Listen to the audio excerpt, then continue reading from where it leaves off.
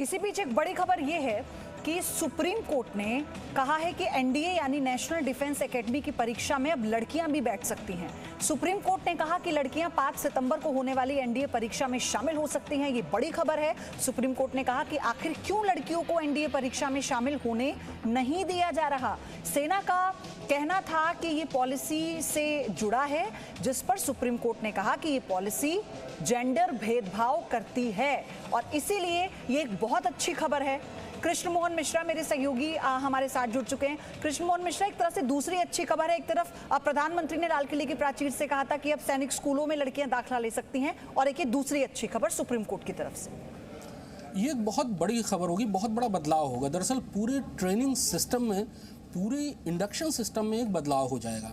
हालांकि ये अभी रिएक्शन आया है आर्मी की तरफ से या रक्षा मंत्रालय की तरफ से, अभी इसके बारे में कुछ नहीं कहा गया है। एनडीए की जो परीक्षा होने वाली है 5 सितंबर को, उसके फॉर्म भरने की डेट्स ऑलरेडी पहले ही ख़त्म हो चुकी है। शायद इसको रीशेड्यूल किया जाएगा, ऐसी भी बातें भी सुनने को मिली हैं। बहरहाल, NDA cradle of military leadership कहा जाता है। भारतीय सेना में अफसर बनने के लिए जो सर्वोच्च अधिकारी निकलते हैं वो एनडीए से निकलते हैं। 12वीं के बाद इसका एग्ज़ाम दिया जाता है। 3 साल पुणे के पास खड़गवासला एक जगह है जहाँ पर तीनों विंग्स यानी आर्मी, नेवी, एयरफोर्स, तीनों के ही कैडेट्स 3 साल तक वहाँ पर ट्रेनिंग लेते हैं और उसी दौरान उनको ग्रेजुएशन कराया जाता है। और उसके बाद वो 1.5 साल की ट्रेनिंग अपनी अपनी रिस्पेक्टिव जो एकेडमीज़ हैं, जैसे इंडियन मिलिट्री एकेडमी देहरादून में सेना के लोग, एयरफोर्स और नेवी के जो ऑफिसर्स हैं वो भी अपनी अपनी एकेडमीज़ में चले जाते हैं। आज तक यहाँ पर सिर्फ पुरुष कैडेट ही इसमें भर्ती होते रहे हैं। सुप्रीम कोर्ट ने ये एक नया बदलाव किया है। सेना, भारतीय सेना में महिलाएं एजुकेशन और मेडिकल में पहले से थी, लेकिन अब धीरे धीरे 90 के दशक के बाद महिलाओं का बहुत तेज़ी से आना शुरू हुआ और अलग अलग विंग्स में महिलाएं आई हैं। लेकिन अभी भी जो सीधे जिनको आप फाइटिंग विंग्स कह सकती हैं, फाइटिंग स्ट्रीम्स कह सकती हैं, यानी इन्फेंट्री, पैदल सेना, आर्मर्ड यानी टैंक्स और आर्टिलरी यानी तोपखाना, इसमें महिलाएं अभी भी नहीं हैं। महिलाओं का कमीशनिंग इसमें नहीं है। एक और सवाल है मेरा इसी बीच कृष्ण मोहन मिश्रा, कि आवेदन की तारीख तो निकल चुकी है, तो क्या दोबारा से ये प्रक्रिया होगी फिर? जाहिर है कि अगर सुप्रीम कोर्ट ने कहा है तो इसके बारे में रक्षा मंत्रालय मेरे ख्याल से कुछ देर बाद ही शायद रिएक्शन देगा। और अगर एग्ज़ाम लेना है और उसमें महिलाओं को भी शामिल करना है तो रीशेड्यूल करना पड़ेगा, दोबारा एग्जाम्स की डेट निकालनी पड़ेगी, क्योंकि सुप्रीम कोर्ट का आदेश अभी आया है, इसलिए क्लैरिटी अभी उतनी नहीं है। बहरहाल, मैं आपको एनडीए के बारे में बता रहा था कि एनडीए में जो भी सर्वोच्च अधिकारी निकलेंगे तीनों सेनाओं के, वो एनडीए से निकलते हैं।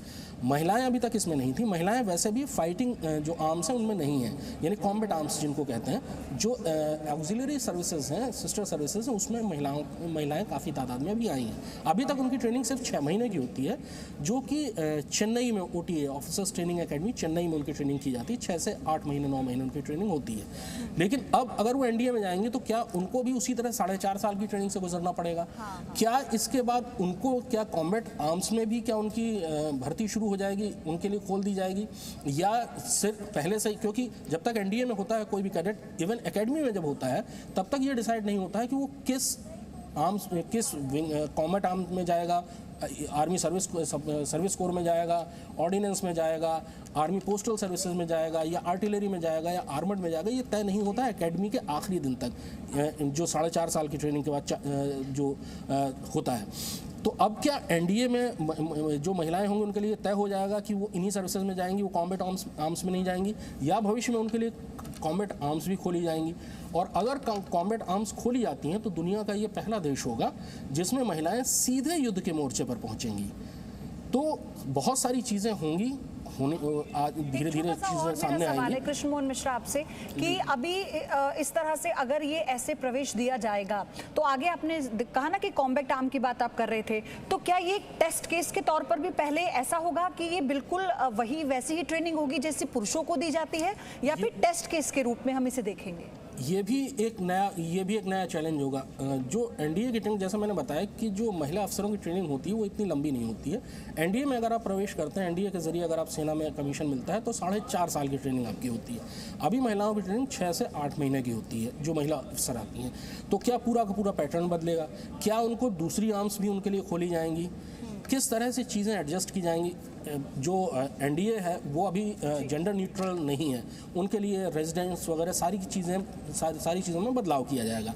अभी जैसे बदलाव हो रहा है, नौसेना ने जंगी जहाज़ों में महिलाओं की तैनाती शुरू की, उसके लिए भी कुछ ज़रूरी बदलाव किए गए। तो एनडीए में की बिल्डिंग्स में, इंफ्रास्ट्रक्चर में क्या बदलाव किए जाएंगे, ये सारी चीज़ें आगे आएंगी। पर जैसा मैंने कहा कि ये अभी का फैसला है, जाहिर सी बात है बहुत बड़ा फैसला है, इससे पूरी शक्ल बदलेगी, लेकिन किस तरह से इस पर आगे चला जाएगा ये अभी क्लियर नहीं है। लेकिन इसके साथ ये भी चीज है ना कृष्ण मोहन मिश्रा की, ये इम्पॉसिबल नहीं है। आपने कहा ना कि अभी का फैसला है, लेकिन आगे इम्प्लीमेंटेशन के लिए बहुत सारे बदलाव करने होंगे, जरूरत होगी, लेकिन वो इम्पॉसिबल नहीं है, क्योंकि इससे पहले भी हमने देखा है कि कई जगहों पर महिलाओं की भागीदारी के लिए वो बदलाव किए भी गए हैं। हो सकता है थोड़ा चैलेंजिंग ज्यादा हो। बहुत बहुत धन्यवाद आपका, बहुत बहुत धन्यवाद हमारे साथ जुड़ने के लिए। Presenting B News app available on Google Play and App Store. Download it now.